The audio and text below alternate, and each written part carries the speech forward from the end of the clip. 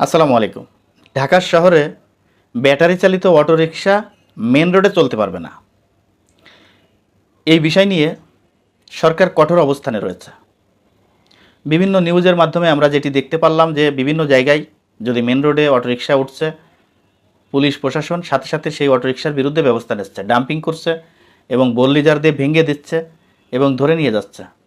এরপরও main road কোনটা আর অলিগলি কোনটা, এই বিষয়টা কিন্তু এখনও পর্যন্ত বুঝতে পারলাম না। এত কিছুর পরও আমরা একটা জিনিস লক্ষ্য করলাম যে আসলে কোনটা মেন রোড আর কোনটা অলিগলি, কোন দিক দিয়ে চলতে পারবে কোন দিক দিয়ে পারবে না, এই বিষয়টা এখনও পর্যন্ত বুঝতে পারলাম না।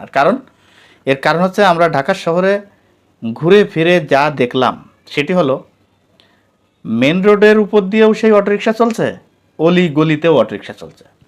তাহলে কোথায় বন্ধ হলো অটোরিকশা? এখন এই অটোরিকশা নিয়ে কথা বলতে গেলে অনেকে বলবে যে বেকারত্ব দূর হয়েছে, অনেকে ইনকাম করে খাচ্ছে। যদি আজকে এই এদেরকে বন্ধ করে দেওয়া হয় তাহলে এরা কোথায় যাবে, বেকারত্ব বাড়বে, ছিনতাইকার বাড়বে, এই সেই অনেক নানা রকমের কথা আমরা কিন্তু শুনতেছি। কিন্তু আজকে অটোরিকশা এমন পর্যায়ে চলে গেছে ঢাকা শহরে, বিশেষ করে ঢাকা শহরে অটোরিকশার জন্য আপনি হাঁটতেও পারছেন না এখনই যদি এই অবস্থা হয়।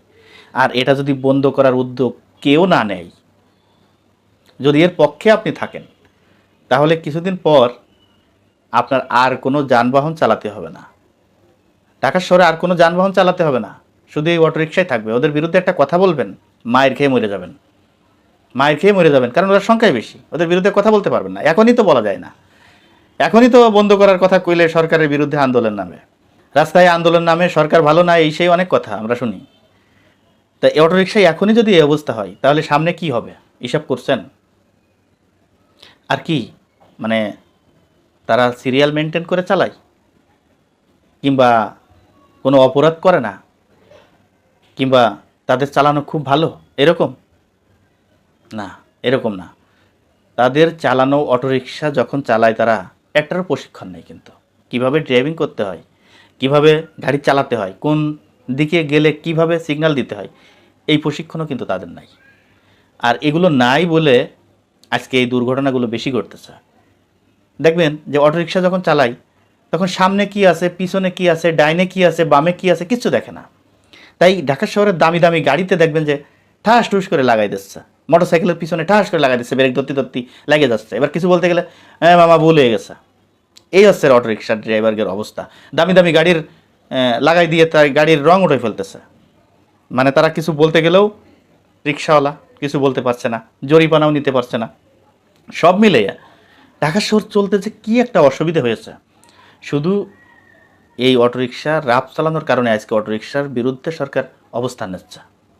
না নিয়ে উপায় নেই তো। ঢাকা শহরটা একটা অকার্যকর শহর হিসেবে পরিচিতি পাবে যদি এগুলো বন্ধ না করে। এই হচ্ছে আমাদের দেশের অটোরিকশা চালক, অটোরিকশার অবস্থা। দর্শক, আজ এই পর্যন্তই। যদি ভিডিওটি ভালো লেগে থাকে আপনাদের কাছে অনুরোধ থাকবে ভিডিওটি বেশি বেশি করে শেয়ার করবেন, লাইক করবেন এবং আপনাদের মতামত আপনারা কমেন্ট বক্সে জানিয়ে যাবেন। দর্শক, ভালো থাকবেন, সুস্থ থাকবেন।